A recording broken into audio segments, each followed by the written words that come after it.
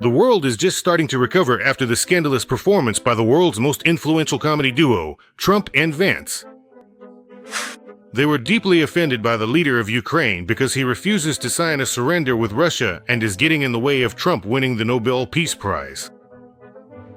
Even though Uncle Donald, for some reason, was convinced that Ukrainians were dreaming about it. That's why the president and vice president of the states decided to publicly humiliate and discredit Zelenskyy. They literally tried to cancel the president of Ukraine and exclude him from global politics.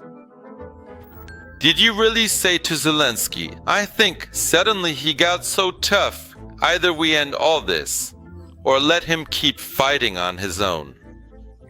But if he keeps fighting on his own, it won't go well for him, because without us, he definitely won't win, trust me.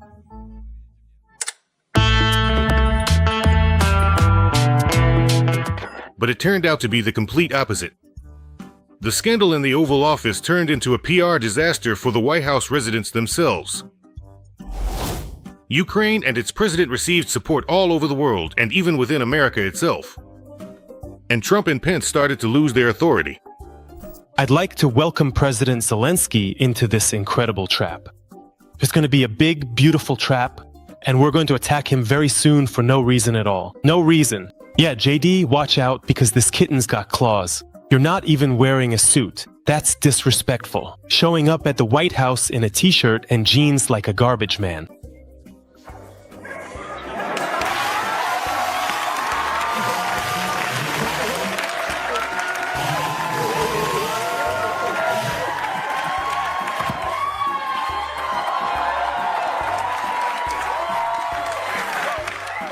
Hey guys.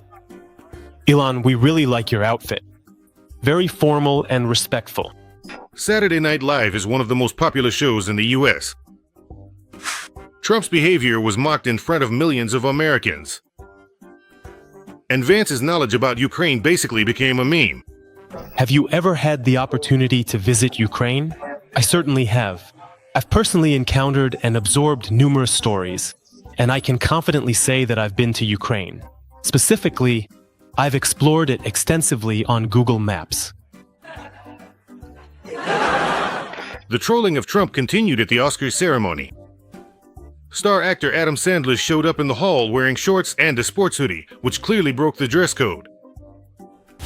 The actor did a skit with the ceremony host and said he didn't understand why his clothes were causing questions. For such an important evening, it's crucial that everyone is dressed appropriately. You are dressed. You are dressed. Adam. Conan. How's it going, bro? Adam, what are you wearing? What? What are you talking about? I'm asking, what are you wearing? No one even noticed until you brought it up. After that, Sandler approached actor Timothée Chalamet, who was wearing a yellow jacket, and hugged him. It turned out to be symbolic. All right, I'm leaving. I have to, and it's not because of you. No, it's because of him. It's his fault, because of you. And one more thing. Sharma was supported at the Oscars by actress Daryl Hannah. She really dropped some truth.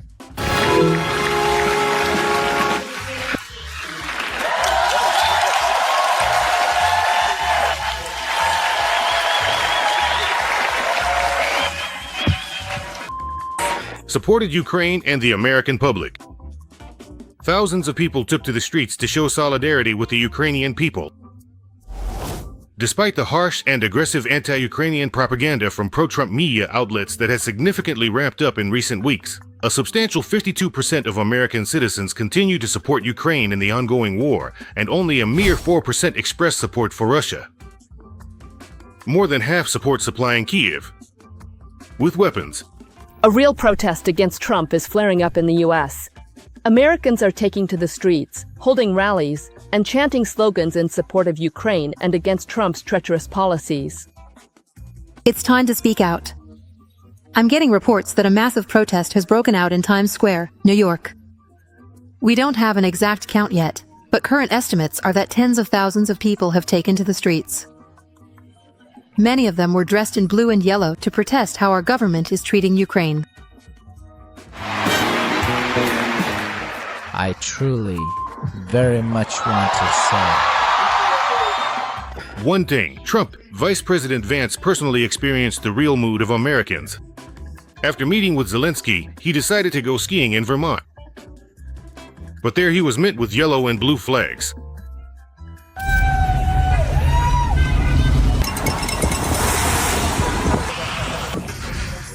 After yesterday, he crossed the line. After The meeting with Zelenskyy, all of America should have come out to protest. People called Vance a Nazi and a traitor, and also suggested he go skiing in Russia. It's currently unknown whether Vance actually went to Russia, but he was ultimately forced to leave Vermont in an unknown direction, his whereabouts thereafter remaining a mystery.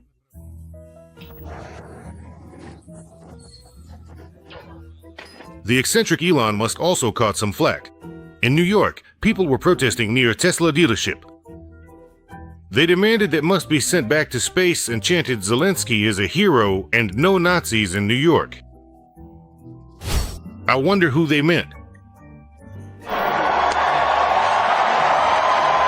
Politicians and ordinary American citizens were just as shocked as the Ukrainians.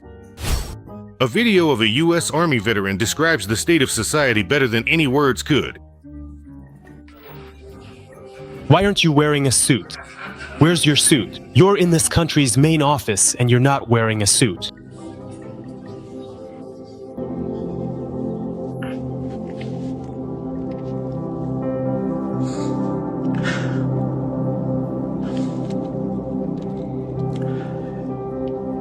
This man is fighting for his country. An independent country has been attacked. People are dying. But still, why isn't Zelenskyy wearing a suit? I hate this country. February 28th will go down in U.S. history as one of the strangest days. February 28th will be remembered in U.S. history as one of the bizarre and ambiguous actions by American leadership. The President of the United States. Coward Putin's puppet. Putin's puppet. The Vice President, a rioter, and a puppet. Ask Trump. We witnessed a meeting of two cowardly puppets and a hero. Ukraine received even broader support in Europe and around the world. Right after the historic meeting at the White House, social media was flooded with statements from world leaders saying, "You are not alone, and Ukraine, we stand with you." From Canada to Australia, dozens of countries sided with the Ukrainian people and supported Zelenskyy. The attempt to isolate the president of Ukraine completely failed. I condemn this. Lies about Ukraine. Ukraine did not start the war. Zelenskyy is not a dictator. What we're hearing is nonsense, straight out of Orwell. You know, by that logic, you could say the US attacked Japan at Pearl Harbor. From Washington, the president of Ukraine went straight to London, where a major summit of countries supporting Ukraine took place. 16 countries took part in it, along with the leadership of NATO and the European Union. UK Prime Minister Keir Starmer, who thoughtfully convened the significant summit of European leaders in London after the recent scandal in Washington, called this important meeting a truly once-in-a-generation moment for Europe's security. The joy in the Kremlin over the quarrel between Trump and Zelenskyy was short-lived because it finally woke Europe up. And when Europe wakes up, there just isn't enough room on planet Earth for everyone. Fight. The final fight.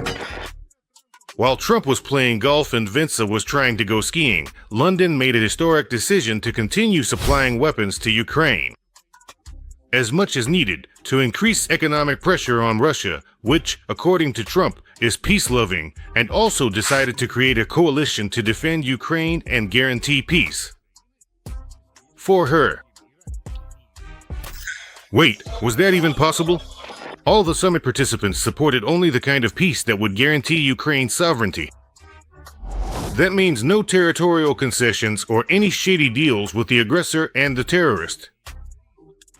Our starting point should absolutely be to put Ukraine in the strongest possible position, strategically speaking. right now, so that it can negotiate from a position of strength. And we are now doubling our support. Last night, the United Kingdom signed a loan worth £2.2 billion to provide additional military aid to Ukraine, secured not by British taxpayers, but by profits from frozen Russian assets. Separately, Britain decided to fund the production and delivery to Ukraine. 5,000 air defense missiles. And this is very significant support, especially against the backdrop of a possible complete freeze of American military aid. It is precisely air defense systems that are critically dependent on the United States. And today I am announcing a significant new agreement that will allow Ukraine to utilize a substantial £1.6 billion of UK export financing to procure and purchase more than 5,000 essential air defense missiles, which will be produced right here in Belfast, thereby creating valuable jobs within our brilliant and thriving defense sector. This crucial development will be absolutely vital for effectively protecting critical infrastructure across the region. Right now. And strengthening Ukraine to secure peace when it comes. Europe is looking for alternatives to the Patriot systems so as not to depend on the mood of a golfer from Florida. And in case of a shutdown, there is also a replacement for Starlink, which is vital for the Ukrainian army. The European Commission has stated that Kyiv is interested in the possibility of using Govsatcom, the EU's joint network of national government satellites, as well as the latest IRIS-2 satellite constellation. This initiative is aimed at uniting and jointly using relevant government satellite systems and is intended to provide secure and guaranteed access to satellite communications for a wide range of civilian and military purposes in the period from 2025 to 2040. It turned out nothing like in Putin's article that Trump reposted. The Europeans didn't come running to his feet like puppies. In Europe, they're not puppies, they're wolves. And Trump stepped on the same rake that Putin has been tripping over for 25 years. He underestimated the Ukrainians.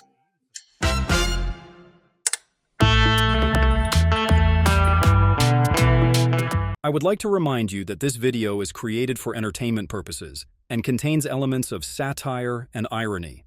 All facts and events are presented in a hyperbolized or exaggerated form to convey a comedic or dramatic effect. Our goal is not to mislead, but to highlight humor. Please take it with a smile.